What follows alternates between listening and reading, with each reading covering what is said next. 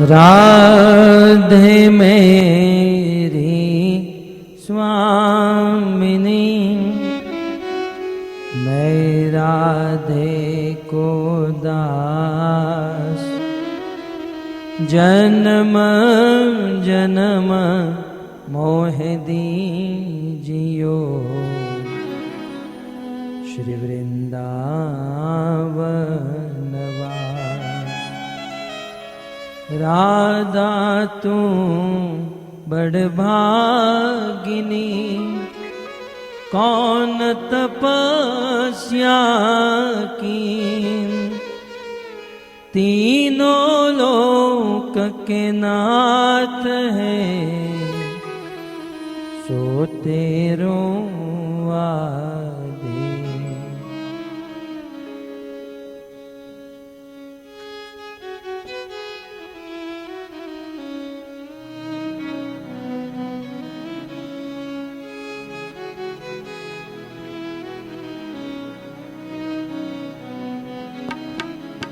जय राधा माधव कुंज बिहारी, जय राधा माधव कुंज बिहारी, जय राधा माधव कुंज बिहारी, जय राधा माधव कुंज बिहारी। जय हरे कृष्णा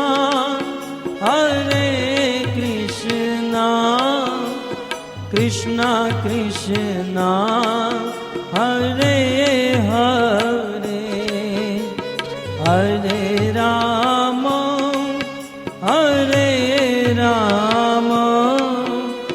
राम राम हरे हरे, हरे कृष्णा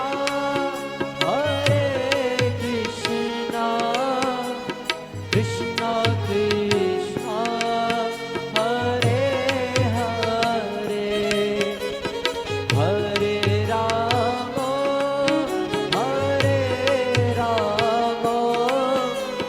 राम राम हरे हरे, हरे कृष्णा कृष्णा कृष्णा हरे हरे, हरे राम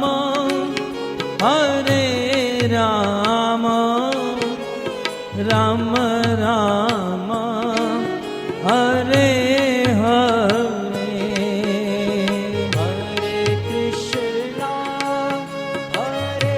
गाइए प्रेम से गाइए। कृष्णा कृष्णा हरे हरे, हरे राम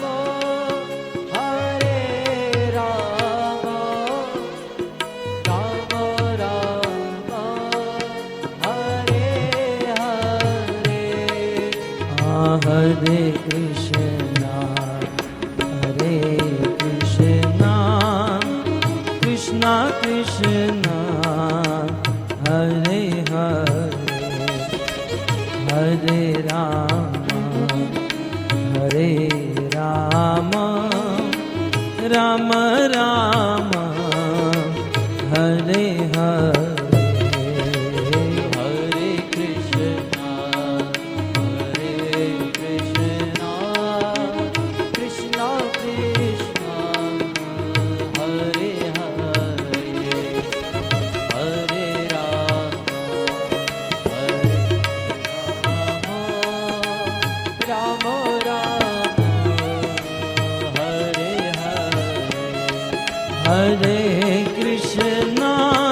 हरे कृष्णा कृष्णा कृष्णा हरे हरे, हरे राम राम राम हरे हरे, हरे कृष्णा कृष्णा कृष्णा कृष्णा हरे हरे हरे राम राम राम हरे हरे हरे कृष्णा कृष्णा कृष्णा हरे हरे हरे राम राम राम हरे हरे हरे कृष्णा कृष्णा कृष्णा हरे हरे हरे राम राम राम हरे नाम महादन है अपनो नहीं दूसरी संपत्ति और कमानी नाम महादन है अपनो नहीं दूसरी संपत्ति और कमानी छोड़ यटारी यटा जग की हमको कुटिया गजमाही बनानी हमको कुटिया गजमाही बनानी हमको कुटिया गजमाही बनानी हमको कुटिया गजमाही बनानी तू मिले रसिकों की सदा और पीबन को यमुना जल पानी तू मिले रसिकों की सदा और पीबन को यमुना जल पानी हमें औरन की परवाह नहीं अपने ठाकुरानी शिराधिकारानी ठाकुरानी श्रीराधिकारानी अपने ठाकुरानी शिराधिकारानी अपनी ठाकुरानी श्रीराधिकारानी अपने ठाकुरानी शिराधिकारानी अपनी ठाकुरानी श्रीराधिकारानी हम राधा श्याम सुंदर राधा श्याम सुंदर राधा श्याम सुंदर राधे राधा श्याम सुंदर राधा श्याम सुंदर राधा श्याम सुंदर राधे राधा श्याम सुंदर राधा श्याम सुंदर राधा श्याम सुंदर राधे राधा श्याम सुंदर राधा श्याम सुंदर राधा श्याम सुंदर राधे कृष्ण बलराम कृष्ण बलराम कृष्ण बलराम जय कृष्ण बलराम कृष्ण बलराम कृष्ण बलराम कृष्ण बलराम जय कृष्ण बलराम कृष्ण बलराम कृष्ण बलराम कृष्ण बलराम जय कृष्ण बलराम कृष्ण बलराम कृष्ण बलराम कृष्ण बलराम जय कृष्ण बलराम हाँ गौर निताय जय गौर निताय जय गौर निताय गौराधिताय जय गौराधिताय गौराधिताय जय गौराधिताय गौर निताय जय गौर निताय जय गौर निताय गौराधिताय जय गौराधिताय गौराधिताय जय गौराधिताय प्रभुपाद प्रभुपाद प्रभुपाद शिल प्रभुपाद प्रभुपाद प्रभुपाद प्रभुपाद शिव प्रभुपाद जय प्रभुपाद प्रभुपाद प्रभुपाद शिल प्रभुपाद प्रभुपाद प्रभुपाद प्रभुपाद शिल प्रभुपाद जय जय प्रभुपाद प्रभुपाद प्रभुपाद प्रभुपाद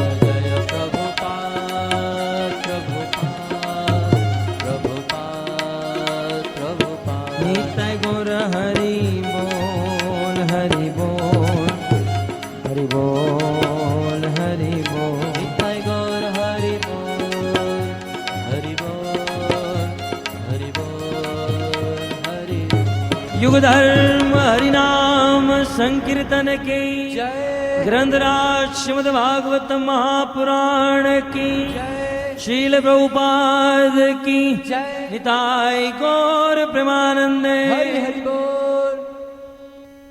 आराध्यो भगवान ब्रजेश तनय तद्धाम वृंदावन रम्या काचिदुपासना ब्रजबधो वर्गेण या कल्पिता श्रीमद्भागवतं प्रमाणममलम् प्रेमापुमर्तो महान् श्रीचैतन्यमहाप्रभु मतमिदम् तत्रादरो नः पर श्रीचैतन्यमहाप्रभु मतमिदम् तत्रादरो नः पर वंशी विभूषितकरा नवनीरदाभा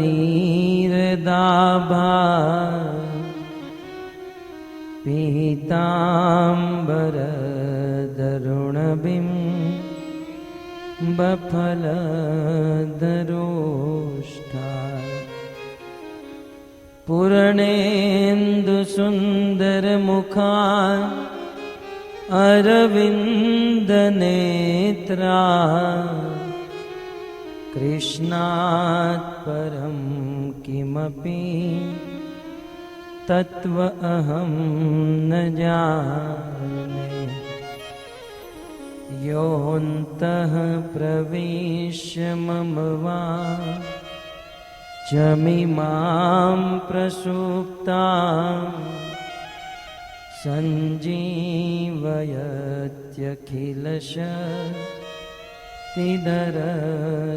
सञ्जीवयत्यखिलशक्तिधरस्वधाम्ना अन्यास्सहस्रचरण श्रवणत्वगादि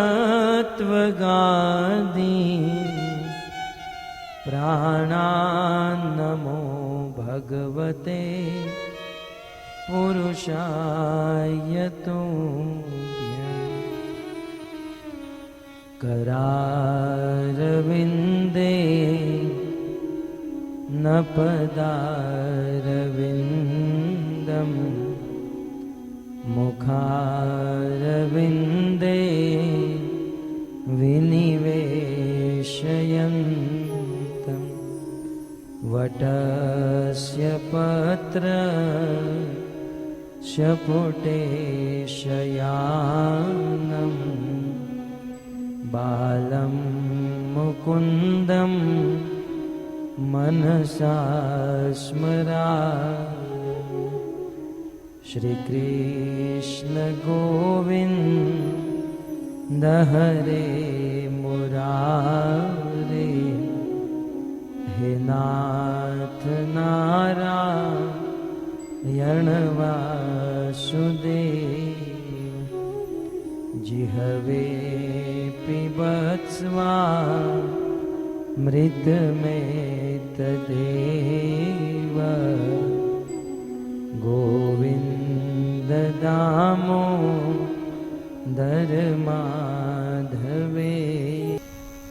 आप सब भक्तों का श्रीमद् भागवत कथा के पंचम दिवस के द्वितीय सत्र में हार्दिक स्वागत करते हैं।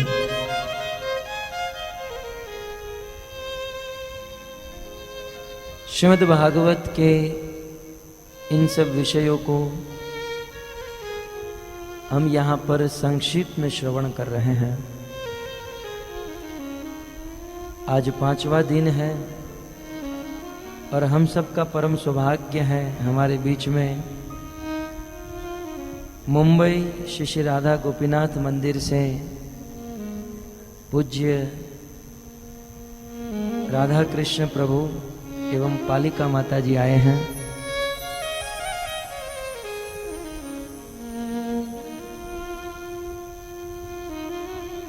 इनकी हम पर बहुत बड़ी कृपा है, बड़ा स्नेह है और इस प्रकार भागवत कथा करने में या मुंबई में अनेकों क्षेत्र में प्रीचिंग करने में हमें लगाते रहते हैं। यहाँ पर जो ये कथा हुई इसके पीछे भी इनका बहुत बड़ा हाथ है। श्री श्री राधा गोपीनाथ मंदिर में इस्कॉन फूड रिलीफ फाउंडेशन के मैनेजिंग डायरेक्टर हैं, बहुत वरिष्ठ भक्त हैं और कई वर्षों से इस्कॉन में सेवा दे रहे हैं। धन्यवाद करते हैं। तो गत सत्र में श्री मैत्रेय मुनि महात्मा विदुर जी को भगवान वराह के प्राकट्य की कथा सुनाए। बहुत सुंदर भगवान का अवतार हुआ। खैर जिस प्रकार से भगवान का अवतार हुआ हम पूर्ण रूप से ठीक तरीके से प्रस्तुत नहीं कर पाते हैं, लेकिन प्रयास करते हैं। अनेकों त्रुटियों से पूर्ण हमारे वक्तव्य को आप 5 दिन से श्रवण कर रहे हो, आपका धन्यवाद करते हैं।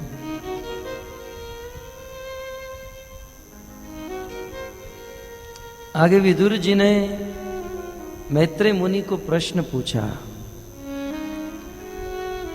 मुनिवर बताइए ये हिरणाक्ष कौन था,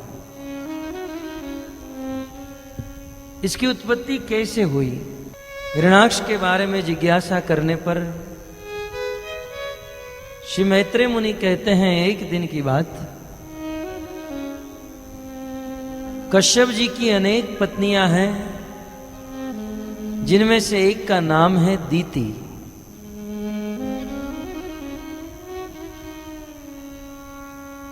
एक बार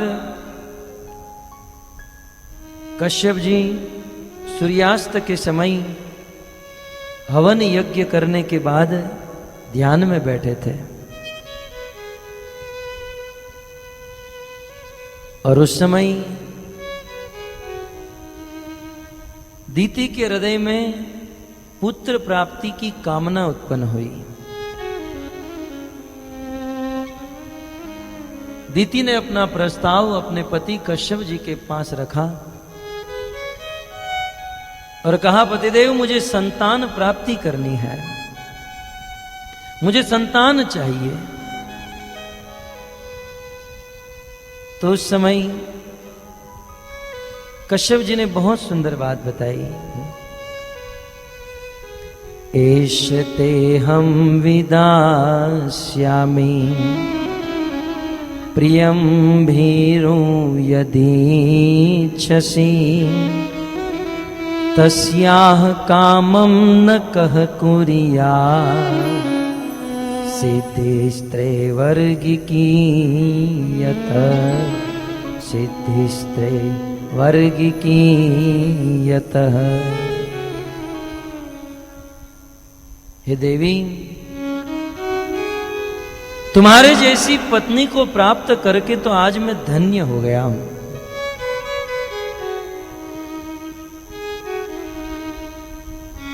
यद्यपि दीति जो प्रस्ताव लेकर आई थी वो प्रस्ताव ठीक नहीं था उस समय के लिए, लेकिन देखिए कश्यप जी कितना सुंदर अपना आचरण करके दिखाते हैं।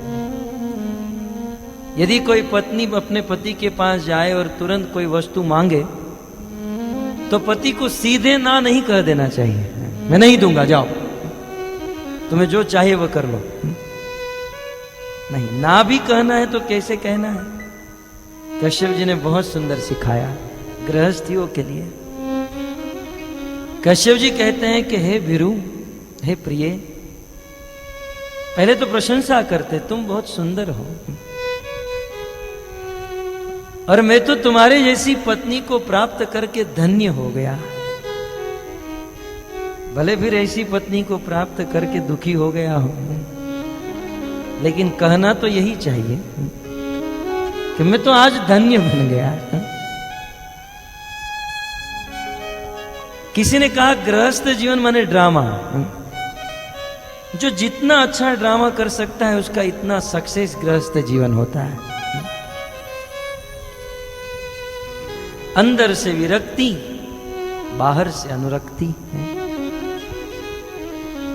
नारद मुनि ने गृहस्थ धर्म का उपदेश देते हुए युधिष्ठिर महाराज से कहा। उस राजसूय सभा में युधिष्ठिर महाराज ने पूछा था, नारद मुनि बताइए, गृहस्थम एताम पदवीम विदिना ये न चांजसा याति देव ऋषे ब्रूहि मादृशो गृह मुड्ढधि।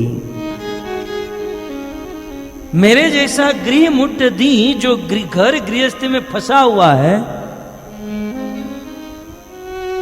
ऐसा घर गृहस्थी में फंसा हुआ आदमी भगवान की प्राप्ति कैसे कर सकता है? क्योंकि नारद जी ने सन्यास धर्म का वर्णन किया पूर्व अध्याय में, तो बोले सन्यासी भगवत धाम को प्राप्त कर सकता है, तो नारद जी ने कहा क्या गृहस्थ नहीं कर सकता है? युधिष्ठिर महाराज ने कहा क्या गृहस्थ नहीं कर सकता है भगवान की प्राप्ति? तो नारद जी को पूछते हैं, बताइए मेरे जैसा गृह मुड्ढधि, गृह में फंसा हुआ, गृह मुड्ढधि माने जिसकी बुद्धि गृहस्थी में फंसी हुई है, जो अपनी गृहस्थी को ही सर्वश्रेष्ठ मानता है, सारे पुरुषार्थ सब कुछ अपनी गृहस्थी ही है। इस गृह मुड्ढधि को समझाते हुए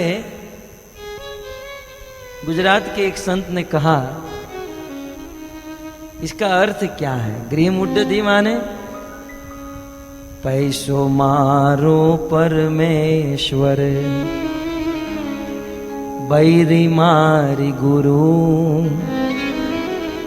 जो आदमी ऐसा सोचता है कि पैसा ही मेरा परमेश्वर है और पत्नी ही मेरी गुरु है और बच्चे ही शालिग्राम हैं, अब सेवा करूं तो किसकी करूं? पैसा मेरा परमेश्वर, पत्नी मेरी गुरु, ये बच्चे सब शालिग्राम, सेवा किसकी करूं? गृह मुड्ढधि, जो इसी को सर्वश्रेष्ठ पुरुषार्थ मानता है। नारद जी ने कहा बताइए, क्षमा कीजिए, युधिष्ठिर महाराज ने कहा बताइए नारद जी, कि ऐसे गृहस्थी को भगवान की प्राप्ति करने के लिए क्या करना चाहिए? मैं बहुत फंसा हुआ हूं गृहस्थी में। बाजू में भगवान कृष्ण बैठे थे, वो भी नाटक कर रहे थे। हाँ बताइए, ये तो एक पत्नी वाले, मैं 16,108 वाला हूं, मैं भी फंसा हुआ हूं। बता दीजिए ना। तो उस समय नारद जी ने कहा था, गृहेषु अवस्थितो राजन कुर्वन् क्रिया यथोचिता वासुदेवार्पणम साक्षात उपासीत महामुनि। गृहस्थी के लिए सर्वप्रथम कहते हैं कि गृहस्थी को चाहिए कि अपनी गृहस्थी में रहे, गृहस्थी से भागे नहीं, गृहस्थी को छोड़े नहीं। गृहेषु अवस्थितो राजन,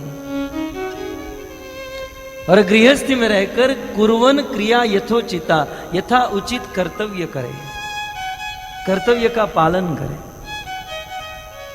तो गृहस्थियों के लिए उपदेश है कि भाई गृहस्थी में ही रहना है, पत्नी बच्चों के साथ ही रहना है, और साथ ही साथ यह भी बताते हैं कि उनमें आसक्त नहीं रहना है। अब बताओ, एक तो कहते हैं उनके साथ रहो और साथ रहकर भी आसक्त नहीं रहना है। तब इस चीज को करने के लिए अभी अपनाना होगा कश्यप जी की तरह, विरक्त भी रहना है और साथ में भी रहना है। नारद जी ने कहा कि ये जितनी भी विरक्ति है अंदर से, हृदय से होनी चाहिए और बाहर से अनुरक्ति होनी चाहिए। एक आसक्त मनुष्य की तरह व्यवहार करना चाहिए ताकि घर गृहस्थी, घर वाले डिस्टर्ब ना हो। अब यदि भगवान में मन लग रहा है और संसार से वैराग्य हो रहा है तो पत्नी को जाकर नहीं कहना चाहिए कि अब मुझ में वैराग्य आ गया, अब तुम पसंद नहीं हो मुझे। भले बात ठीक है, बहुत अच्छा है, लेकिन कहना तो यही चाहिए कि आप जैसी पत्नी को पाकर मैं धन्य हो गया। पत्नी का हृदय भर जाएगा। अब एक छोटी सी बात याद आ गई। एक बार एक पत्नी थी और उसके पति पैसे नहीं देते होंगे खर्च करने के लिए। एक बार झाड़ू मार रही थी घर पर, पति सोए हुए थे और उनका पर्स हाथ में लग गया। सोचा कि वैसे तो देते नहीं है, आज हाथ मार लेती हूं। तो जैसे ही पर्स में से 1000 2000 की नोट निकाली, तब तक तो पत्नी की फोटो उस पर्स में थी, वो नीचे गिरी। पत्नी ने उस फोटो को उठाया तो देखा ये तो मेरा फोटो है। पत्नी गदगद हो गई, आंखों से अश्रु आ गए। पतिदेव को जगाया, आप मुझसे इतना प्रेम करते हो, मेरी फोटो अपने पॉकेट में रखते हो? मैं तो पैसे चुरा रही थी, लेकिन आज वापस रख दिए पैसे, आप मुझसे इतना प्रेम करते हो? पति ने कहा, तुम जानती नहीं हो, तुम्हारा फोटो इसलिए रखता हूं क्योंकि जीवन में जब बहुत परेशान होता हूं, बहुत दुखी होता हूं, चारों ओर से जब दुख घेर लेते हैं, तब तुम्हारे फोटो को देखता हूं और तुम्हारे फोटो को देखकर एहसास होता है कि ये सारे दुख तुम्हारे सामने तो बहुत कम है?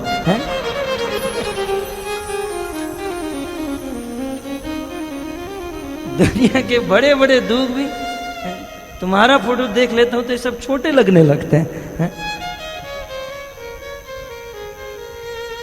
जो भी है, परंतु बाहर से जो व्यवहार है बहुत सुंदर। यहां पर कहते हैं कि हे भेरु, हे प्रियम, प्रिय, ऐसे संबोधन देते रहना चाहिए। प्रिय, एष तेहम विदास्यामि प्रियम भीरु यदि छसी। तुम यदि चाहती हो संतान प्राप्ति करना तो मैं तुम्हारी इच्छा पूर्ण करूंगा,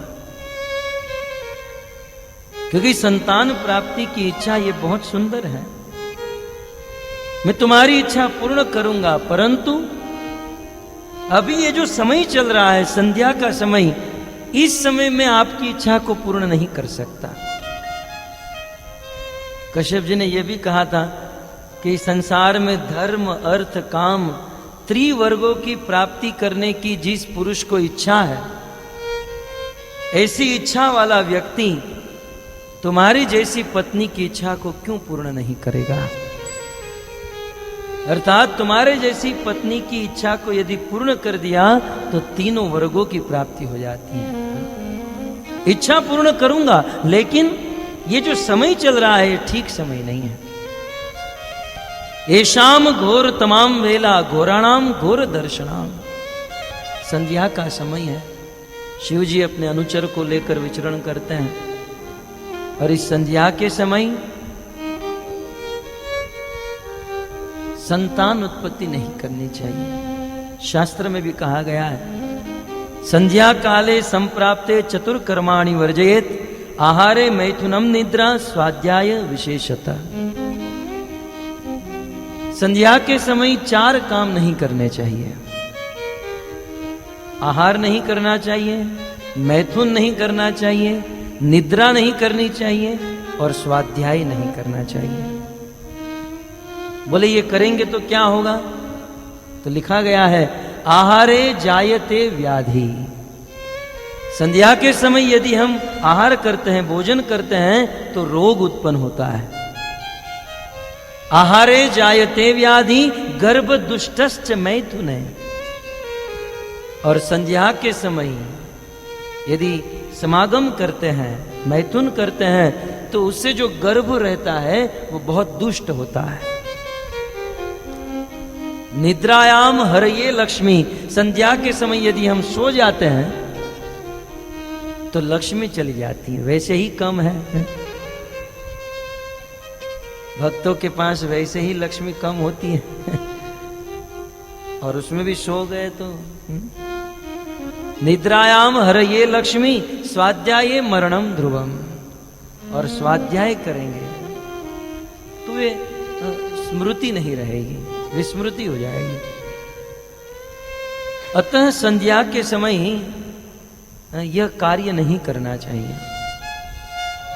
परंतु दीति के हृदय में यह इच्छा बहुत प्रबल हो चुकी थी।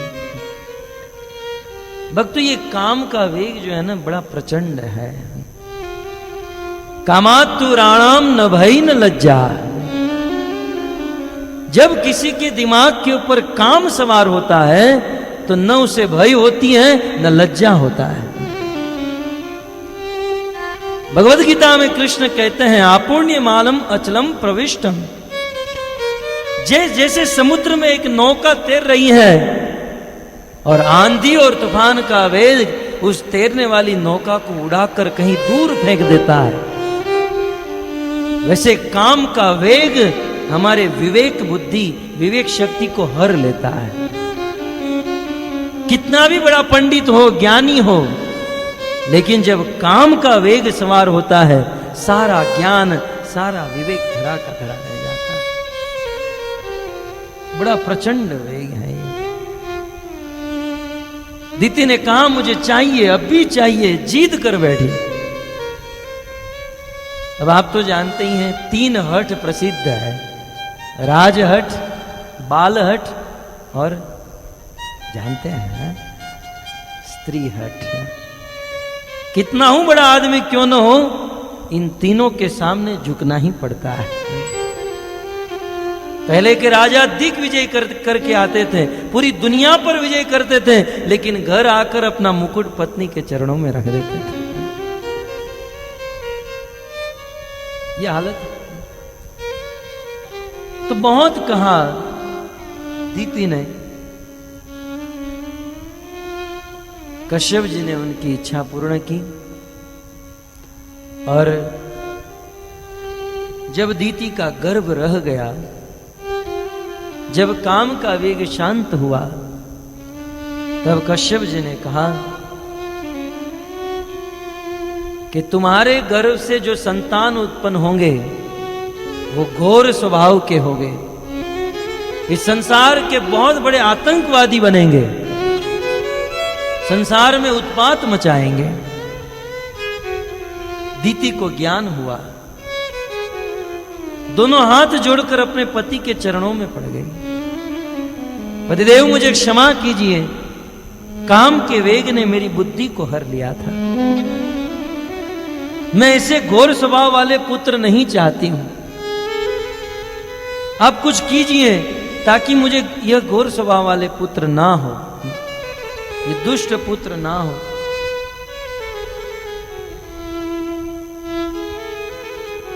कश्यप जी ने कहा दुष्ट पुत्र तो होंगे ही, क्योंकि तुमने ऐसा कर्म किया है, परंतु क्योंकि तुमने मेरी सेवा की है, अपनी सेवा से मुझे प्रसन्न कर लिया है, इसलिए एक वरदान दे सकता हूं। तुम्हारे होने वाले दोनों पुत्र आसुरी स्वभाव के होंगे, लेकिन उनका एक पुत्र होगा जो इस दुनिया का महाभागवत सर्वगुण संपन्न भक्त राज प्रहलाद के रूप में जन्म लेगा।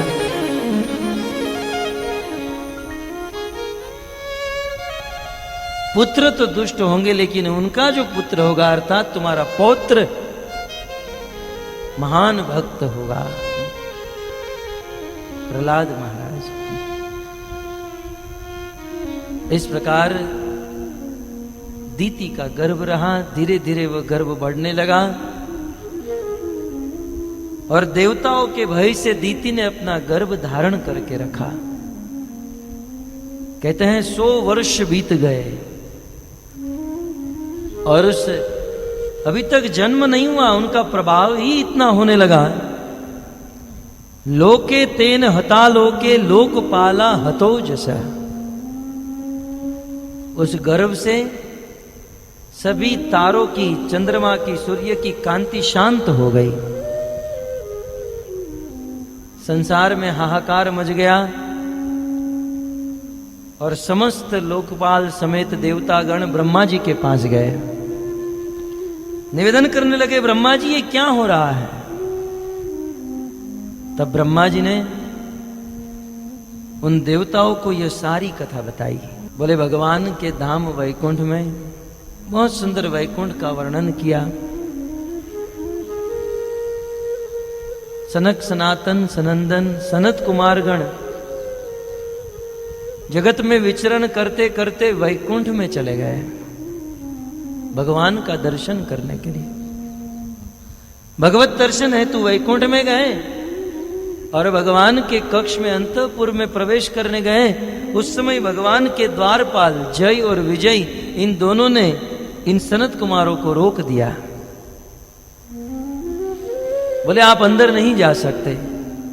बोले हम जाएंगे, प्रभु का दर्शन करने के लिए आए। बोले नहीं जा सकते। सनत कुमारगण बार बार निवेदन करने लगे, जाने दीजिए। द्वारपालों ने नहीं जाने दिया। जब बार बार निवेदन करने पर भी जय विजय ने प्रवेश नहीं दिया, तब सनत कुमारों को क्रोध आ गया और श्राप दे दिया कि तुम दोनों असुरों की तरह कार्य कर रहे हो, भक्त को भगवान से मिलने नहीं दे रहे हो। हम तुम्हें श्राप देते हैं कि तुम असुर बन जाओ।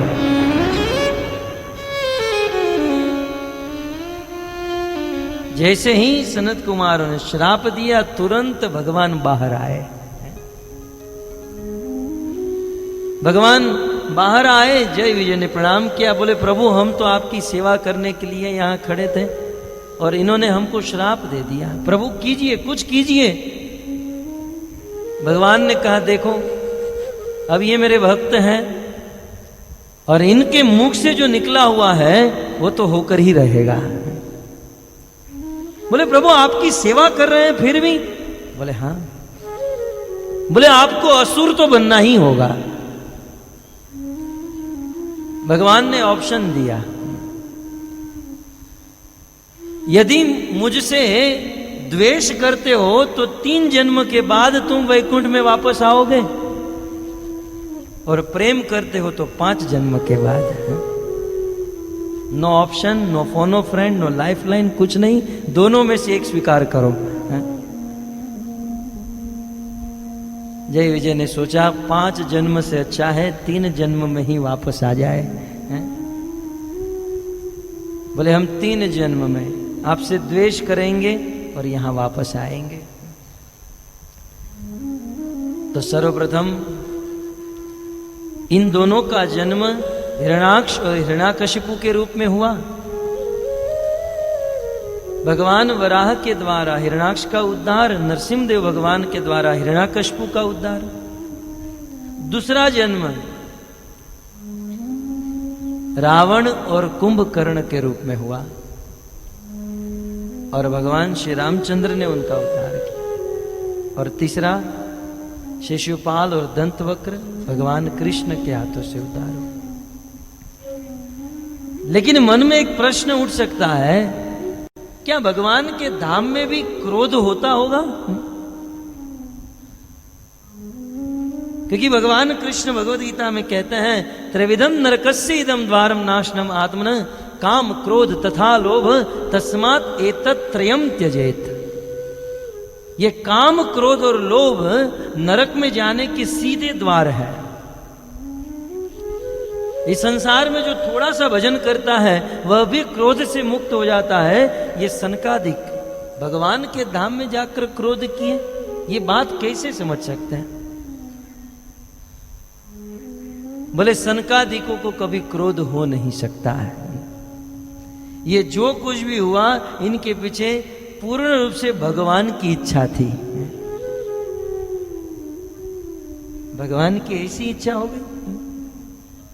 भगवान सभी रसों के भोक्ता है। भगवान ने देखा वात्सल्य रस, माधुरी रस, ये सारे रसों का आस्वादन रेगुलर हो रहा है, लेकिन एक रस का आस्वादन कई दिनों से नहीं हुआ और वो था वीर रस। भगवान की इच्छा हुई कि थोड़ा युद्ध हो जाए, है ना। कोई यदि जिम्नेशियम में जाता है, बहुत कसरत करता है और अपने मसल्स बना लेता है, बॉडी बना लेता है, फिर सोचता है यार किसी के साथ झगड़ा होना चाहिए, बिना लड़ाई झगड़े किए पैसे वसूल नहीं होंगे, हैं? भगवान सभी रसों के भोगता हैं, उनको वीर रस भोगने की इच्छा हुई। बोले युद्ध करना है, लेकिन युद्ध भी बराबरी वालों के साथ होना चाहिए ना। ये मनुष्य लोक में किसी मनुष्य के साथ युद्ध करूंगा, एक थप्पड़ मारूंगा, मर जाएगा। कोई बराबरी वाला होना चाहिए। भगवान ने सोचा बराबरी कौन कर सकता है। बोले हाँ, ये द्वारपाल जो है बिल्कुल हट्टे गट्टे हैं, जो बराबरी कर सकता है, कर सकता है। तो भगवान ने जय और विजय को माध्यम बनाया, सनकादिकों को माध्यम बनाकर जय विजय को श्राप दिलवाया। और भगवान ने यह सिद्धांत भी स्थापित करवाया अपने भक्तों से कि यदि कोई कितनी हूं बड़ी स्थिति पर पहुंच जाए, शुद्ध भक्ति के स्तर पर पहुंच जाए, परंतु यदि किसी वैष्णव का अपराध करते हैं तो उसका पतन निश्चित होता है। भक्त को दुखी करने से, वैष्णव का अपराध करने से उनका पतन होता है। श्री रूप गोस्वामी अपनी कुटिया में बैठकर भगवान की लीला का ध्यान कर रहे थे। कुटिया का दरवाजा खुला था और आंखें बंद हैं और भगवान की लीला का स्मरण कर रहे हैं। और लीला चल रही थी बिल्कुल कैमरे की रील की तरह। रूप गोस्वामी उन लीला को देख रहे थे। भगवान श्री कृष्ण एक वृक्ष पर बैठे हैं, श्रीमती राधा रानी कुछ फल तोड़ने के लिए आई हैं और वह डाली बहुत ऊपर है। राधा ने कृष्ण को देखा, कृष्ण जरा डाली को थोड़ा नीचे करो। कृष्ण ने अपना चरण बढ़ाया, डाली के ऊपर वजन दिया, उस वृक्ष की डाली नीचे हुई। राधा रानी ने एक हाथ से वह डाली पकड़ी, दूसरे हाथ से जैसे ही फल को तोड़ने गई, कृष्ण ने अपना चरण ले लिया, राधा रानी ऊपर चली गई। हंसी आई ना, हमें सुनकर हंसी आई। रूप गोस्वामी ध्यान में बैठे थे, उनको भी हंसी आ गई। भगवान की इन लीला को देखकर रूप गोस्वामी को हंसी आई। और उसी समय बाहर कोई लंगड़ा व्यक्ति जा रहा था और उनको लगा कि इतना बड़ा महात्मा होकर मेरे ऊपर हंस रहा है। रूप गोस्वामी तो अपने ध्यान में थे, भगवत लीला के चिंतन में थे, लेकिन अनजाने में वे हंस लिए तो उनको, उस व्यक्ति को लगा कि मेरे पर हंस रहा है और उनके हृदय में बड़ा कष्ट हुआ, दुख हुआ। जैसे ही उस भक्त के हृदय में कष्ट हुआ, यहां लीला देखना बंद। जैसे आप लोग टीवी देखते हो और अचानक लाइन चली जाती है तो झरमर झरमर हो जाता है ना, वो बारिश जैसा, ऐसा ही हो गया होगा।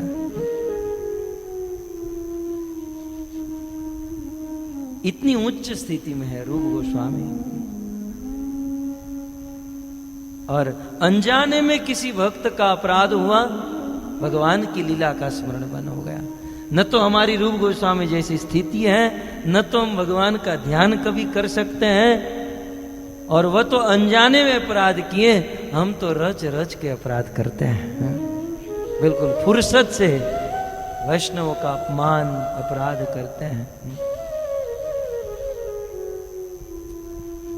अतः इन लीलाओं से अनेकों सिद्धांत प्रकट होते हैं। एक यह है कि कभी भी किसी भक्त का अपमान नहीं करना चाहिए, अपराध नहीं करना चाहिए। तो इस प्रकार मैत्रेय मुनि ने जय और विजय, हिरणाक्ष हिरण्याकश्यप का इतिहास समझाया। आज का श्लोक मैत्रेय मुनि के मुखारविंद से कथा सुनते सुनते सुनते अब विदुर जी जिज्ञासा करते हैं 21वें अध्याय में। कहते हैं स्वायाम्भुवस्य च मनो वंशः परमसम्मतः कथ्यतां भगवन्यत्र मैथुने नै धीरे प्रजा, मैथुने नै धीरे प्रजा। हे मैत्री मुनि, अब आप मुझे ब्रह्मा जी से प्रकट मनु महाराज के वंश का वर्णन कीजिए। मैं मनु महाराज के संतानों के बारे में, उनके वंश के बारे में जानना चाहता हूं। श्रील प्रभुपाद जी परपोर्ट में लिखे हैं, विदुर जी ने संसार के किसी भौतिक लोगों के संतान के विषय में जानने की जिज्ञासा नहीं की, मनु महाराज के संतान के विषय में जानने की जिज्ञासा, जिनका जीवन पूर्ण रूप से संयमी है, जिनकी इंद्रियां कंट्रोल में है और मात्र संतान प्राप्ति के लिए ही मैथुन करते हैं। तो ऐसे आत्म संयमी मनु महाराज के वंश का वर्णन कीजिए। ब्रह्मा जी से मनु और शत्रुपा प्रकट हुए और मनु शत्रुपा के 5 संतान हुई, जिनमें से 2 पुत्र और 3 कन्या थी। छोटे पुत्र का नाम उत्तानपाद, जिनकी कथा श्रीमद् भागवत के 4th स्कंद में है। उनके पुत्र हुए ध्रुव, 5 साल की उम्र में भगवान की प्राप्ति कर लिए। मनु महाराज के ज्येष्ठ पुत्र, जिनका नाम था प्रियव्रत, वैसे तो ब्रह्मचारी बनना चाहते थे, ब्रह्मा जी के उपदेश से गृहस्थ बने। और प्रियव्रत के पुत्र हुए आग्निग्रह, आग्निग्रह के पुत्र नाभि, नाभि की पत्नी मेरु देवी के गर्भ से भगवान ऋषभ देव का प्राकट्य, उनके 100 पुत्र हुए। यह कथा श्रीमद् भागवत के 5वें स्कंद में है। और मनु महाराज की 3 कन्या आकुति, प्रसूति और देवहूति। श्री मैत्रेय मुनि देवहूति के विषय में बता रहे हैं। बहुत सुंदर इनका जीवन था। कथा इस प्रकार से है, ब्रह्मा जी की छाया से कर्दम ऋषि का जन्म हुआ। जन्म होते ही ब्रह्मा जी ने कहा कि आप विवाह करो और प्रजा की उत्पत्ति करो। आज यदि किसी पिता ने अपने बेटे को कहा, मान लो कह दे कि बेटा जाओ और शादी कर लो, खैर आज तो कहने की भी जरूरत नहीं, शादी करके ही आते हैं, शादी हो गई, आशीर्वाद दीजिए, है? बिना कहे बिना आज्ञा के ही शादी कर लेते हैं, जिसे लव मैरिज कहते हैं। वास्तव में वो लव मैरिज नहीं, लस्ट मैरिज है। तो ब्रह्मा जी ने कर्दम ऋषि को कहा कि बेटा विवाह करो। पिताजी से आज्ञा प्राप्त किए और सीधे विवाह नहीं किए, सर्वप्रथम उन्होंने तपस्या की। कहते हैं तपस्या करने लगे और तपस्या करते करते 10,000 वर्ष बीत गए। अद्भुत तपस्या थी उनकी। और कर्दम ऋषि की तपस्या से भगवान विष्णु प्रसन्न हो गए। आकाश के मार्ग से कर्दम ऋषि के पास आए और देखा मेरे भक्त ने तपस्या कर करके अपने पूरे शरीर को सुखा दिया। कर्दम जी की तपस्या को देखकर भगवान की आंखों में आंसू आ गए। भगवान की आंखों से इतने आंसू निकले, उन आंसुओं का एक सरोवर ही बन गया, जिनका नाम हुआ बिंदु सरोवर। भगवान ने कर्दम जी को दर्शन दिया। बोले कर्दम, मैं तुम्हारी तपस्या से प्रसन्न हूं, बोलो तुम्हें क्या चाहिए। कर्दम ऋषि ने कहा प्रभु वैसे तो कुछ नहीं चाहिए, परंतु पिताजी की आज्ञा है विवाह करो, अतः मुझे एक अच्छी पत्नी चाहिए। भगवान ने कहा बताओ कर्दम कैसी पत्नी चाहिए। आज के किसी जवान लड़के के सामने भगवान आ जाए और कहे बताओ कैसी चाहिए, है? तो आज का लड़का कहेगा देखो काले बाल होने चाहिए, पतली कमर होनी चाहिए है? लेकिन करदम जी ने कहा प्रभु शरीर की किसको पड़ी है, बस मैं तो आपके चरणों में इतना ही निवेदन करता हूं, कोई भक्त पत्नी होनी चाहिए। मैं भजन करना चाहता हूं, कोई भक्त पत्नी मिल जाए तो मेरा जीवन भक्तिमय बीत जाए। गृहस्थ जीवन की गाड़ी दो चक्के पर चलती है और दोनों चक्का यदि समान हो तब तो नैया पार लग जाती है, परंतु एक चक्का यदि स्कूटर का है और एक ट्रैक्टर का है तो बताओ ये गाड़ी कैसे चलेगी। दोनों यदि भक्त हो तब तो गृहस्थी में बड़ा आनंद, पति भी भक्त है पत्नी भी भक्त है। इसलिए करदम जी ने कहा कोई भक्त पत्नी दिला दीजिए। भगवान ने करदम जी की इच्छा को पूर्ण किया। कहा करदम आज से ठीक 3 दिन के बाद इस ब्रह्मांड के राजा मनु अपनी कन्या देवहूति को लेकर तुम्हारे पास आएंगे। और यही हुआ। दूसरी ओर मनु और शत्रुपा की यह कन्या देवहूति जिनकी उम्र हो गई थी, और मनु महाराज ने अपनी बेटी को पूछा बेटा कैसा वर चाहिए। बोले पिताजी भक्ति करना चाहती हूं, कोई भक्त वर मिल जाए। मनु महाराज खोज रहे थे। बिल्कुल ठीक 3 दिन के बाद मनु महाराज और शत्रुपा अपनी बेटी देवहूति को लेकर दिव्य रथ पर सवार होकर बिंदु सरोवर के तट पर आए। करदम जी की छोटी सी कुटिया है, वहां पर पधारे और मनु महाराज ने करदम ऋषि को निवेदन किया आप मेरी बेटी का पानी ग्रहण कीजिए। करदम जी ने कहा कि आप तो इतने बड़े राजा हो, आपकी बेटी राज परिवार में पली बड़ी हुई है और मैं तो एक झोपड़ी में रहने वाला फक्कड़ बाबा, मेरे पास कुछ नहीं है, क्या आपकी बेटी मेरे साथ रह पाएगी। तब मनु महाराज ने कहा हमने तो पूछ लिया है उनको, अब यदि तुम्हें मन में कुछ ऐसा लगता है तो एक काम करो आप ही पूछ लीजिए। तब मनु महाराज उस कुटिया से बाहर निकले और अपनी बेटी देवहूति को भेजा। एक महात्मा गण कथा सुना रहे थे, बहुत सुंदर बात बताई उन्होंने।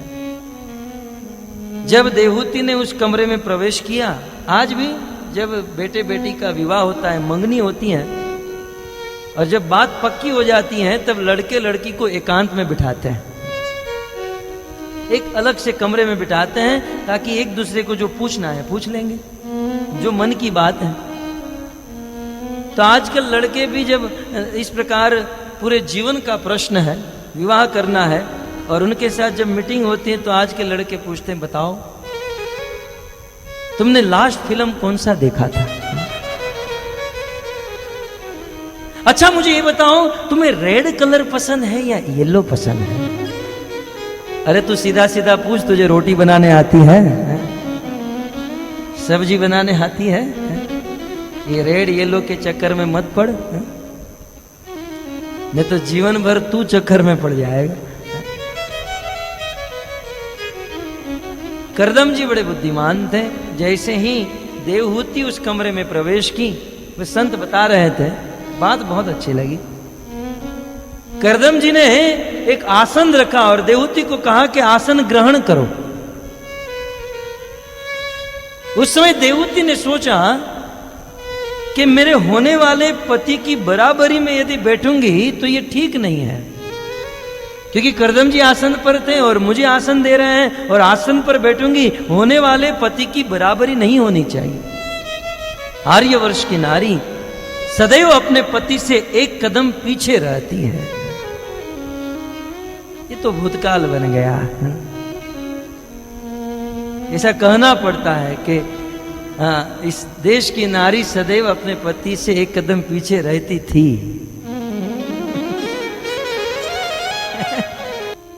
करदम जी ने देवहूति को आसन दिया और कहा आसन ग्रहण करो।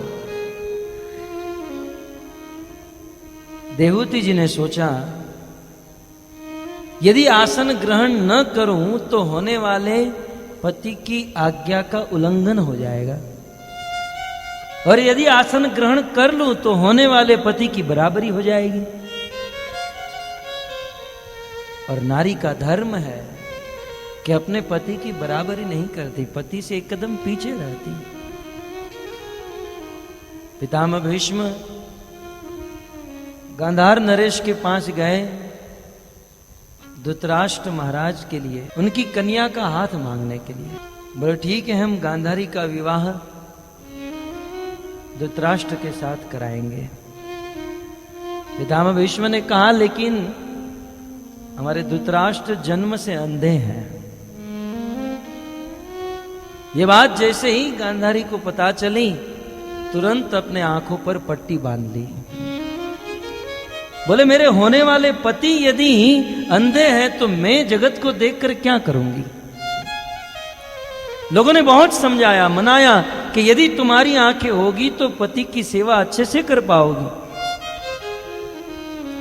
बोले आपकी बात सत्य है, यदि आंखें होगी पति की सेवा अच्छे से करूंगी, लेकिन भविष्य में यदि मेरे मन में ऐसा अभिमान आ गया कि मेरे पति अंधे हैं और मैं तो उनसे आगे हूं, पातिव्रत्य धर्म नष्ट हो जाएगा। जीवन भर तक गांधारी ने अपने आंखों पर पट्टी बांध कर रखी और इतना तेज बढ़ा। आगे चलकर जब उनको पता चला कि सारे पुत्र मारे गए, केवल एक दुर्योधन बचा, और कहा दुर्योधन तुम मेरे पास आ जाना, मैं तुम्हें वज्र का बना दूंगी। तब सब जानते ना, दुर्योधन गया बिना वस्त्र पहने हैं, और सही यदि पहुंच गया होता गांधारी के पास तो उनको मारना मुश्किल हो जाता। अंतर्यामी भगवान कृष्ण जान गए और बिल्कुल रास्ते में खड़े रह गए। दुर्योधन ऐसे ही दिगंबर अवस्था में जा रहा है और उनको देखकर कृष्ण जोर जोर से हंसने लगे। भगवान ने कहा दुर्योधन ये किस स्थिति है, क्या हालत हो गई तुम्हारी, ऐसे क्यों जा रहे हो। दुर्योधन ने कहा मां ने बुलाया है।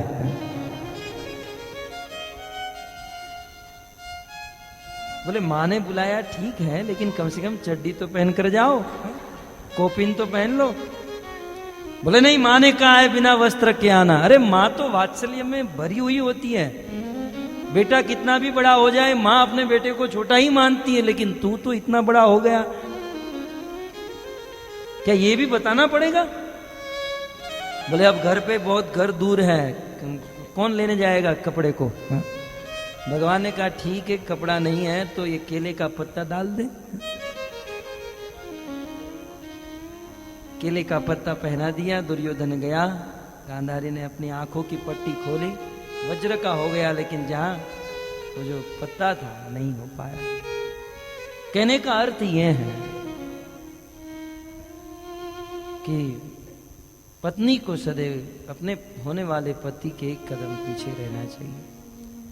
अब इनके लिए बहुत बड़ी परीक्षा थी देवहूति के लिए।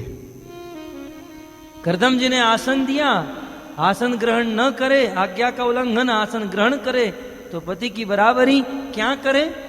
तब देवहूति ने अपना एक हाथ आसन पर रखा और नीचे बैठ गई। हाथ आसन पर रखने से यह भी हुआ कि आसन ग्रहण कर लिया, और नीचे बैठने पर यह भी हो गया पति से नीचे। बुद्धिमान थी। करदम जी ने पूछा कि देखो तुम तो राज परिवार में पली बड़ी हुई हो और मैं तो झोंपड़ी में रहने वाला हूं, मेरे पास न कोई धन है न संपत्ति, क्या तुम अपना पूरा जीवन मेरे साथ बिता पाओगी। देवहूति ने कहा आप भक्त हो और यदि आपकी सेवा का अवसर मिला तो मैं पूरा जीवन बिता लूंगी। करदम और देवहूति का विवाह हुआ, बहुत सुंदर विवाह हुआ। मनु शत्रुपा वहां से चले गए। लेकिन मन में प्रश्न हो सकता है कि ब्रह्मांड के इतने बड़े राजा ने अपनी बेटी का विवाह एक झोपड़ी में रहने वाले से। मनु महाराज कोई साधारण नहीं थे। इस पृथ्वी के नहीं 14 लोग पूरे ब्रह्मांड के राजा 1-2 साल के लिए नहीं 71 चतुर्युग के लिए पूरे ब्रह्मांड पर राज करने वाले महाराज मनु ने अपनी बेटी देवहूति का विवाह झोपड़ी में रहने वाले कर्दम के साथ करवाया। क्योंकि महाराज मनु जानते थे कि एक भक्त अपनी बेटी को जितना प्रसन्न कर सकता है, खुश रख सकता है, उतना अन्य कोई नहीं कर सकता। महाराज मनु ने अपने होने वाले दामाद के शरीर को नहीं देखा, उनकी संपत्ति को नहीं देखा, उनके गुण को देखा। संसार के लोग मात्र दूसरों के शरीर को देखते हैं।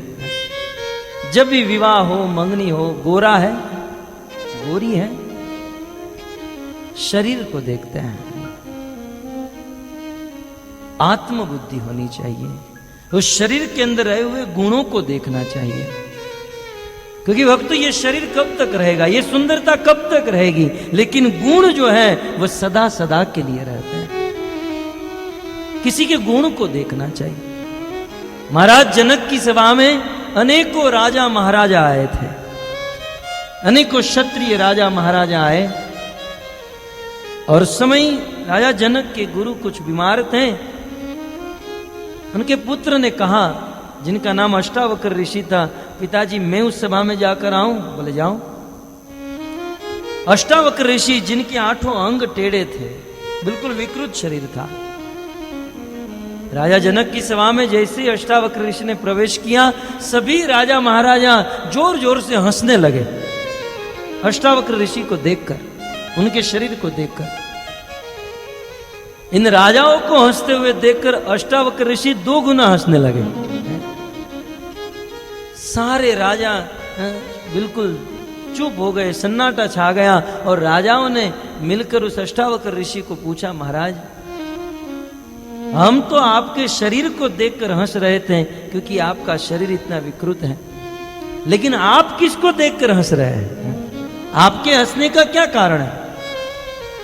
तो उस समय अष्टावक्र ऋषि ने इतना ही कहा कि मैंने ऐसा सुना था कि राजा जनक की सभा में बड़े बड़े क्षत्रिय आए हैं, राजा जनक की सभा में बड़े बड़े राजा और क्षत्रिय आए हैं, लेकिन इस सभा में आकर जब मैंने देखा तो यहाँ क्षत्रिय कोई नहीं, सब लोग शूद्र हैं, सब लोग चमार हैं, क्योंकि आप लोग मेरे चमड़े को देख रहे हो, इस चमड़े के अंदर रहने वाले आत्मा को, परमात्मा को और गुण को नहीं देख रहे हो। जो मात्र चमड़े को देखता है, चमड़े से ही संबंध रखता है, इस चमड़े का आलिंगन करता है, वो तो चमार है, शूद्र है। देखना है तो किसी के गुण को देखना चाहिए। रूप गोस्वामी ने भी कहा, दृष्टे स्वभाव जनिते वपुषेश्च दोषेर, शरीर नहीं देखना चाहिए। तो मनु महाराज ने अपने होने वाले दामाद का शरीर नहीं देखा, उनका गुण देखा। और सबसे बड़ा गुण है इस संसार में भगवान श्री कृष्ण की भक्ति करना, भजन करना, भक्ति करना सबसे बड़ा गुण है। क्योंकि यदि कोई भक्ति करने लगा तो अन्य गुण अपने आप आ जाते हैं। यस्यास्ति भक्ति भगवंत अकिंचना सर्वे गुणे तत्र समासते सुरा। जो भगवान का भजन करता है उनमें सारे गुण निहित हो जाते हैं। जैसे 1000 रुपए की नोट होती है, उसमें सारी नोट है, 10 की, 500 की, 50। तो गुण था इनमें, और गुणों को देखकर अपनी बेटी का विवाह कराया। कर्दम और देवहूति का विवाह हुआ, लेकिन विवाह होते ही कर्दम ऋषि को समाधि लग गई, अपने भजन में मग्न हो गए, समाधि में बैठे हैं, भजन में मग्न है। दिन भर दिन, महीने भर महीने बीते जा रहे हैं। आज की पत्नी होती तो 2, 5, 10 दिन के बाद कहती हनीमून नहीं जाना है? लेकिन धन्य है देवहूति, राजा की कन्या है। करदम जी भजन में बैठे हैं, समाधि में हैं, और देवहूति उनकी सेवा कर रही है। कोई कंप्लेंट नहीं है, सेवा कर रही है। किसी ने पूछा, करदम जी यदि समाधि में बैठे थे तो उनकी सेवा क्या है? समाधि में बैठे हुए व्यक्ति की सेवा क्या करनी होती है? तो किसी ने जवाब दिया, यदि पति धर्म में लगा हो तो उसे न रोकना यही सबसे बड़ी सेवा है। उसे रोका न जाए यही सबसे बड़ी सेवा है। किर देवहूति सेवा कर रही थी और सेवा करते करते अनेकों वर्ष बीत गए। एक दिन करदम ऋषि की आंखें खुली और देखा कि देवहूति ही सेवा कर करके सूख गई है, उनका शरीर सूख गया है। करदम ऋषि के हृदय में बड़ी दया आई और कहा, प्रिय मुझे क्षमा कीजिएगा, मैंने आपको कोई सुख नहीं दिया, लेकिन मैं तुम्हें सुख दूंगा।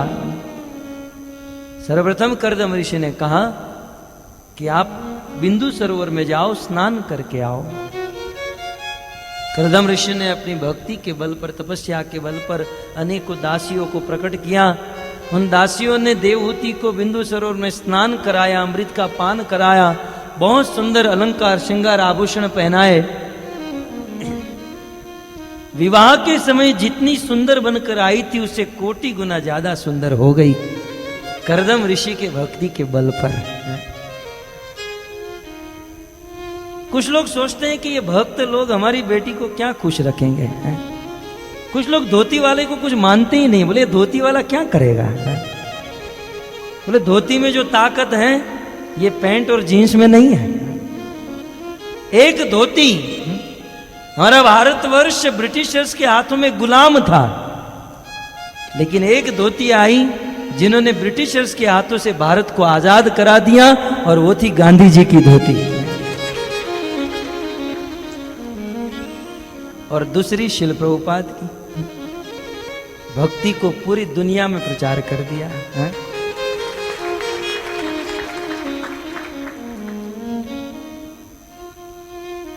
कुछ लोग सोचते हैं भक्त लोग अपनी पत्नियों को क्या सुख देंगे, लेकिन भक्त जितना सुख देते हैं उतना और कौन दे पाता है। करदम जी को ही देख लीजिए, अपनी पत्नी को कहे कि जाओ स्नान करके आओ, बहुत सुंदर श्रृंगार आभूषण अलंकार करके आई, और करदम जी ने कहा कि अब हम घूमने जाएंगे। करदम जी ने अपने भक्ति तपस्या के बल पर बहुत बड़ा विमान तैयार किया। श्रीमद् भागवत के पूरे एक अध्याय में इस विमान का वर्णन है। अब महाराज परीक्षित के जीवन में 7 दिन है, लगभग 2-3 दिन तो बीत ही गए हैं ये कथा सुनते सुनते। मृत्यु केवल 4 दिन दूर है, और उस समय यह विमान की कथा सुना रहे हैं। कुछ तो है इसमें है? करदम जी ने बहुत बड़ा विमान तैयार किया, बहुत बड़ा विमान था जिसमें सरोवर थे, उद्यान थे, बगीचे थे। करदम जी ने अपनी पत्नी देवहूति को विमान में बिठाया है। आज का आदमी अपनी पत्नी को लोहे के विमान में उड़ाता है, करदम जी ने इतने भव्य विमान में उड़ाया है। बोले कहाँ अब मैं आपको लेकर जाऊंगा। बोले कहाँ? कश्मीर, कुल्लू मनाली। बोले वहां तो सब मनुष्य लोग जाते हैं, ये लोग हैं? मैं तुम्हें स्वर्ग में लेकर जाऊंगा। करदम जी देवहूति को विमान में बैठाकर स्वर्ग में लेकर गए। चित्ररथ जैसे बड़े बड़े उद्यान में जहां इंद्र को भी प्रवेश नहीं है, वहां पर विचरण किए, बड़ा आनंद प्रदान किया। करदम ऋषि ने देवहूति को प्रसन्न किया। एक गृहस्थ को चाहिए अपनी पत्नी को प्रसन्न रखे। कई बार गृहस्थी लोग सोचते हैं कि अब शादी हो गई तो बिना पैसे की नौकरानी आ गई, लेकिन पत्नी को प्रसन्न रखना चाहिए। भगवान श्री रामचंद्र ने अपनी पत्नी को प्रसन्न करने के लिए, प्राप्त करने के लिए समुद्र पर सेतु बांधना पड़ा, बांध दिया, लाखों असुरों को मारना पड़ा, मार दिया। हम आपको मारना काटना नहीं कहते हैं, लेकिन अपनी योग्यता से पूरा पूरा प्रयास होना चाहिए कि पत्नी प्रसन्न रहे, क्योंकि वह भी किसी पराये घर से आई है। उनके कुछ ख्वाब हैं, उनकी कुछ इच्छाएं हैं, उसे पूर्ण करना पति का धर्म है।